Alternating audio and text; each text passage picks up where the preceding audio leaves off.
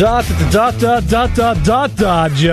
Oh, damn. Gotta love the James gang. You know, I asked Joe on Motormouth Radio, Long Island's only automotive talk show here on Long Island, to pick a number between 1 and 50, and he picked 38. He was only 10 off. Yeah, that was, well, maybe you had 38 special in there. I don't know. That was fun. 48, and that's, you know, our good old buddies, the James gang. Yeah.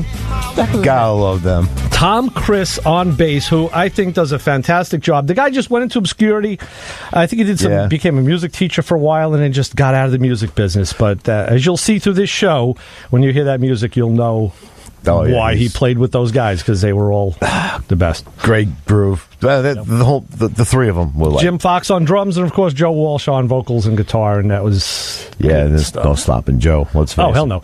So anyway, this is Motormouth Radio. You give us a call at 516-572-7440 for a while at least. Yeah, if you want to call us. Our guest comes up ringing, and also, be sure to go to, if you want to see more about us, go to motormouthradio.com, or you can go to Twitter, Motormouth Radio, or Joe's favorite, Instagram, real_Motormouth Radio. And we do put stuff up there. You can follow our exploits to a degree. And Faccia Bruta, to Facebook. There's Motormouth Radio Facebook page. You go there as well. That's the only one I can do on my phone, and even that kind of gets messed up. But and I've been talking to our tech web guy and saying, hey, there's things that I know get put up on like Instagram or Twitter, and I see it. I don't see it on my phone, but I see it on my tablet. And he's explained to me that even though they get the same stuff, the platforms are different. I was like, well, that's bad. You know why? Geez, these people, you think they'd get it right? You know, and I'm basically like not a tech guy, technically oriented, technically adept guy, but like this stuff here just makes me crazy. Well, because we were going to film our exploits on Friday. We did. Friday was a joint venture that I showed up at Ray's abode at where he works in Oceanside there. And I had my own little guest appearance to do with someone that we know's van. Actually, van. I should mention that was Bobby from the Olds Club. The Olds show is on today, folks. Yes, it's on. They made it. God cooperated. They started. Get out there. The show was supposed to be in May, and they've had successive rain dates, and today was the last one, and they were like, oh, God, here we go again. But it is on. I went by the field. Bob texted me. They had, at last count, 100 cars and face painting and all sorts of stuff. So, Fort Town Fireman's Training Center in Merrick, exit M9E off of the Meadowbrook South. Anybody who's been to a show down there knows where it is, and check it out. The show is great. They're great guys. They are good club. Yeah, some pretty nice cars too. Remember, I was looking at their website last week. They got some stuff. They got it going on, folks. They've been doing this for like 40 years. Well, you know, Joe. I mean, I've been. We're both GM guys. Yeah. But we've had our deviations. I've been into Pontiacs for a long time, and being a Pontiac guy, it's the BOP crowd, Buick Olds Pontiac. Yes. You kind of find commisery with the other guys who have those cars that wasn't a Chevy or a Ford or a Chrysler. Right. So, and those guys are just they're just as cool as, and they're just as like into it, and just as fervent with the hobby. So, yeah. So you had to look at Bob's van, which you did. You got to fix that Astro van. It was no gauges. All the what indicator lights were lit up like a Christmas tree. Right. And the worst part was there was no communication with any of the computers, and where this is normally not a problem. I mean, the gauges are an inconvenience, and when it comes for inspection time, one of the things that you have to do in New York State is that you have to plug into the OBD2 port and make sure that there's no codes, and it reads the VIN and all this other kind of stuff. And unfortunately, this Astro van wouldn't talk. So basically, when the shop when the shop did the plugged in and they couldn't find anything, they basically had to say no. Well, I'll tell you what they said. Kind of got me off guard. They said, no sticker for you. That's right. What they said. No sticker for you. Right. And at that point, I think one shop told him to junk it.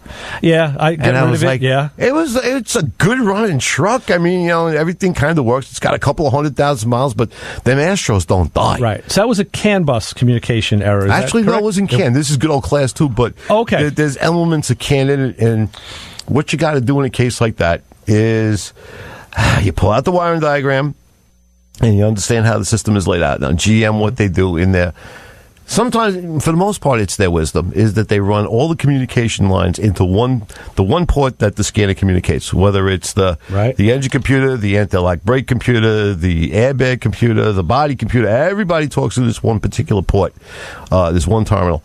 And, of course, that terminal was dead. Right. All right. Yeah, you showed me the schematic, and it looked pretty. It was, by today's standards, it was pretty archaic. It was one line coming in and branching off to like five things. Yeah, and they have this thing called a splice pack, which is hidden up there. Which once I cut it out and dropped it down, it was just a matter of like dividing and conquering. And then we found out the bad guy was the airbag. I was going to say, you would say to a class at that point, okay, where would you look first? Mm-hmm. And it's like, if you don't say that, like, right, wrong answer. Wrong answer. Let's see if we can get a right answer on the lines. We will push the button, go to the phones, and say, hi, you're on with the Motor Mouths. Good morning, gentlemen. How you doing? Christian, how are you? What's up, man? What's up, guys? All good? Yeah. Still standing? I just made my first sale of the day down here at Fireman's Field in Merrick. Oh, cool. Excellent. Had a Turbo 400 transmission pan, one with the cooling tubes in it. Yeah, that's a cool pan. Yeah, is it B&M? No, this is like an OEM one, I think. It was like for the towing package or whatever. Wow. Oh, yeah. It was like a tin pan with, it had like literally tubes going through it. Mm-hmm. Nice. I have a picture. I'll send it to you. Yeah, cool. But it just paid for my spot. So now I'm just sitting here for free, hanging out, enjoying the show. This car's here, looking good, weather-wise, somewhat. Yeah. But just give a shout out to Bob Jones and the whole Oldsmobile crew for putting this on. North Belmore Rinky Dinks. Mm-hmm. And we're here doing it. And I got a table full of stuff here if anyone's here. I got some wheels for sale. Yeah. I actually found a thermal quad. Wow. I can't believe it. Yeah. Got a couple other things. I got a bunch of alternators. I don't know. I only threw whatever I could fit in my S10. Right. Okay. But anyway, I have somewhat on another note. I found a T-bucket for Pete. Oh, okay. Cool. All right. So Ray called me up a while back about looking for some T-bucket for Pete over at Rolling Thunder. That's right. You got to contact Timmy Green from the Rinky Dinks. Okay. And it's the car's been a Long Island car for a while. He's looking to sell it. Wait a second. I'm trying to think. No, okay, that's not. No, that's right. Vic told me about the one that his cousin. That's has. The one. That is the one. Right. It's across the street. Yeah, that's the nice one. Right. Yeah. I did tell Pete about that. I gave him Tim's number. You did. Okay. Yeah. So he's squaring that. I just wanted to verify that. Yeah. I want commission if it sells. Yeah, well, I had asked Gerard a little while ago if Pete pulled the trigger on a car, and he says, "No, I don't think so." He was. I don't know. I don't know what the. It was one of those things. I get the information, I pass it on, and then at some point you check back and say, "Hey, anything happened?" And if it does, it does. If it doesn't, it does. I'm excited. I just sold my tranny pan. It's been hanging up in the rafters for about 20 years. I got to talk to you because that's a great feeling. I met your good old buddy Bob at the East Rockaway Cruise Night. Yep. And he was looking over my car, and it was good because the only things he picked out were nothing that was like really bad, just minor stuff. Like he didn't like hose clamps on my fuel line. He says, if the hose split, he didn't like the hose because if there's a hose. He's a judge, I know. So make sure you grease them. Yeah, right. But no, what he did say, he did notice that my fan shroud, which is an original Pontiac fan shroud, there's a gap between the shroud and the radiator itself. And I've been looking at that. I want to close it off. And I said to him, I've been thinking about that, but I just haven't figured out how to do it yet. And he says, Bob will figure it out. No, what he told me, he says, see Christian, he'll do it. He'll know how to do that. He was talking about doing some sheet metal, and he told me to go see you. So, he passed over. Yeah, he passed the buck to you. You got the tag. Recommendation. Maybe we could 3D print one now because that's what we've been doing lately is 3D printing parts. Very cool. We just made a knuckle for a drive shaft for a bike. It was a one-off thing, and we got so tired of buying knuckles. We blew up like 3 drive shafts in this motorcycle, and the kid with LI Racing now with me has got a 3D printer, and he got a new one that's resin. Yeah. And it uses like it like exposes the resin, and it sets under like ultraviolet. Oh yeah, whatever you want to call it. UV. Sorry, UV. Right. Which ultraviolet? Yeah. Phenolic. Right. That's my reset. But it has like a plate that goes down in the resin, and it picks up and it exposes a layer, and then it pulls up a little bit and exposes a layer, and the resolution of the print is like it makes a solid piece of plastic that's whatever you want it to be. Nice. It's the most interesting thing. But we 3D printed the knuckle for a standard touring team style, like universal joint, or knuckle, whatever. And then after we tried it inside the drive shaft tube, then we had it CNC'd. Okay. And we just finished a bike yesterday, and we were beating the crap out of it. Nice. Excuse my French, but that's fine. We literally did, trying to break it, and it wouldn't break, so we knew it worked. But that's the advantage of having that. Yeah. But yeah, I want to get. I have a thermo quad. I can't believe I had one. Yeah. And what should I ask for this thing?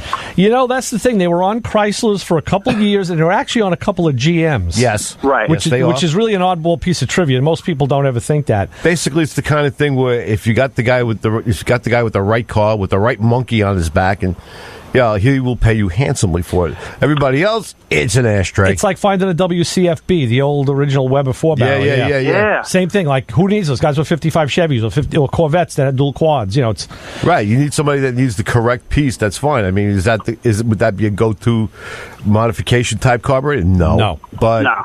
So somebody needs a period correct piece. Yeah. And I would say, Christian, this: if you just want to get rid of it, I would ask like $50 for it. Yeah, there's one online for $1,700. So all right, we got to meet in the middle here. Yeah. I mean, that's the don't want to sell it price. Well, that was like that carburetor. That's the Amazon price. Yeah. That was like that carburetor on that blue Ford for that big block, the Cobra Jet carburetor. Well, that has. Wasn't that the variable Venturi one? No. That Holly does have some real provenance, though. That is a real Cobra Jet carburetor. Right. Whereas the Thermoquad is just a carburetor that there weren't a lot of. I mean, there weren't a lot of the other ones either, but the other one was a performance piece. But right, yeah. So I'll tell you a story about that valuable Venturi Ford. What was that? The Ford Lincolns had that valuable Venturi. Okay, yeah. Years and years ago, my neighbor was trying to fire up the Lincoln or something like that. He didn't know any different. He took like a house key, and he put the house key into the Venturi as like a way to, how people used to put something in the choke to hold it open or something? Yeah. No. And because there's a valuable Venturi, the car fired up. As soon as he whacked the throttle open, the Venturi opened up and it sucked the key in. He keyed his own car. He did. From the and inside. I heard it go through every cylinder inside and everything. I listened to the whole thing go down. Nothing I can do. Yeah, no. At that point, there's nothing you can do unless you can become like the Incredibles and shrink yourself and go down. Oh, that's terrible. But I was up in the attic of my garage and I found the Thermoquad and I'm like, oh my God, I forgot about this thing. Right. Like, it's crazy. But I got a Performer manifold here with a 6210 on it. That's a nice setup. Okay. Someone's looking for that. I got a couple of 882 casting cylinder heads here. I don't know. Nice. Got a nice set of aluminum slot wheels. I'm in selling mode now. Yeah, definitely. I'm like hot right now to sell stuff. Oh, yeah, you've been inspired. Yeah, for sure. If not, I know where Ray lives. I'll just drop it off because I'll be passing that when I'm leaving tonight. Yeah, you're close by. All right, Christian, we'll see if we can catch you later. All right, guys. All right, man. Thanks a lot. Later. Bye-bye. Congratulations. All right, that was Christian down to Four Towns Firemen's Training Field at the old show, and they are bustling, they're selling, they're doing stuff. Give us a buzz here. So if somebody else is at the show, by all means, give us a report. Call in, 516-572-7440. Yeah. And we'll see. We should be coming back with Mr. Dennis Pittsenbarger. I guess I'll send him a text and remind him, because he's out in Oregon. That's right. They're in another time zone over there. I have to remind him that we are still doing this today, so I don't know.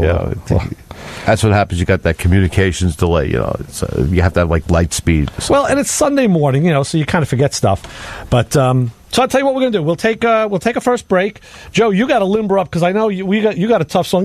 But again, we're covering good music. Music is therapy. Listen to that show Thursdays at 3:30 p.m. Hosted by registered music therapist Larry Carlson. The show looks into music's effects on human health, kind of like how the James Gang is having an effect on us today. And, Joe, you need to limber up because I know this one is one of the hardest ones that you have to play. I know your fingers hurt for like 3 weeks, but it's always worth it because you just kill it every time you crush it. So let's do that. We'll be back with more Motormouth Radio. Cracking. Yeah, okay, do that. Here we go. Turn the amp on. I hear the hum. Nice. Ooh. And we'll be back in a minute, so just dig on this.